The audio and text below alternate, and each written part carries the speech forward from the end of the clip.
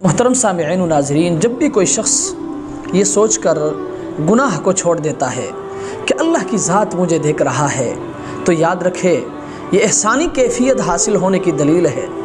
गोया कि उसको मकाम एहसान हासिल हो गया है। इसका आसान तरीक़ा यह है कि आप हमेशा ये आयत अपने जहन में रखें, अलम यअलम बिअन्नल्लाह यरा, क्या नहीं जानते कि अल्लाह की ज़ात देखता है। आप हमेशा ये सोचते रहे कि अल्लाह की ज़ात मुझे देख रहा है, अल्लाह की ज़ात मुझे देख रहा है, अल्लाह की ज़ात मुझे देख रहा है।